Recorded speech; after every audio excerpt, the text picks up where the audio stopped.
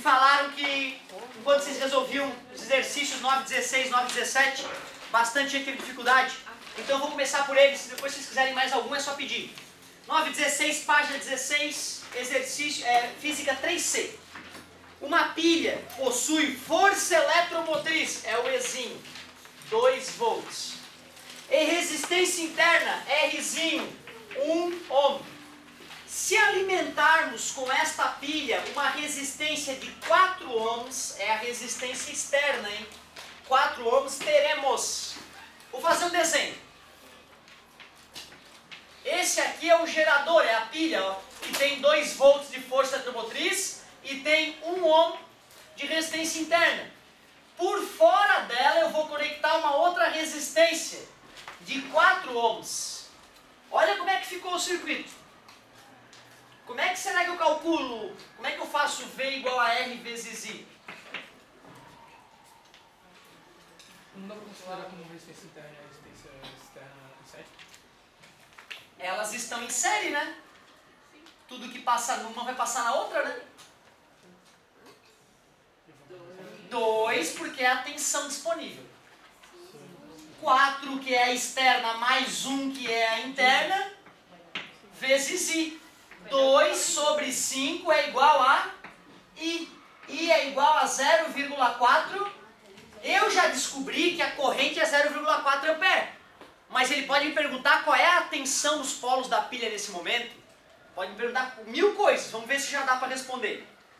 Uma tensão de 1,6 volts entre os bornes ou polos da pilha. É possível.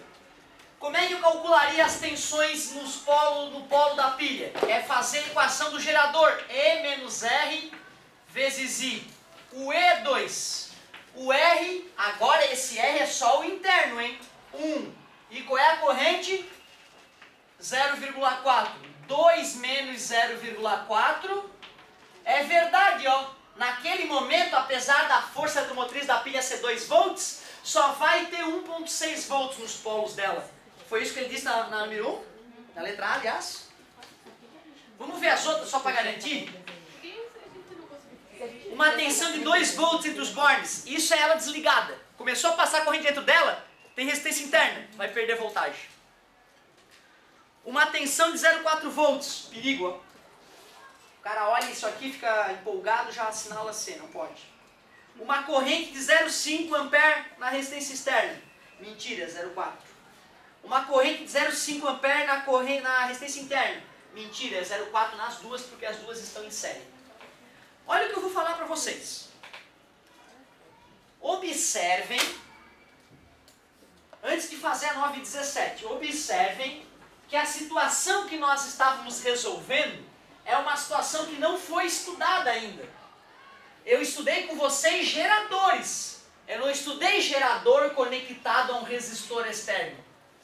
Certo? Daria para na marra o cara fazer ali, né? O João percebeu, pô, tá em série as duas, então eu vou somar as duas e fazer o V igual a R vezes I. Mas vamos fazer um estudo agora genérico aqui. Resistência interna. Nome? Força eletromotriz. E aqui é o Rzão, que é a resistência externa. Nós acabamos de ver que esse cara aqui e esse cara estão em série. Então eu daria para transformar esse circuito num circuito bobo assim, que nós já aprendemos a resolver. Ó. Como se o E fosse a voltagem e as resistências fossem ambas externas, né? Aí eu vou chegar àquela conclusão lógica ali. Não, vamos fazer uma coisa chique. Vamos fazer uma coisa chique. Se eu soubesse a DDP, a tensão nesse resistor, eu poderia escrever V igual a R vezes I. Mas com a equação do gerador que nós aprendemos na última aula, nós descobrimos que o V nos polos é E menos R vezes I, equação do gerador. Mas esse V não é igual a esse V? É, né? Porque se aqui tiver 1000 volts, aqui vai ter 1000 volts, né? Está conectado com o fio, né? Então, peraí. V, o que é V mesmo? E menos Rzinho vezes I. Isto é igual a Rzão vezes I. Somando R vezes I em ambos os lados. Colocando I em evidência. isolando o I,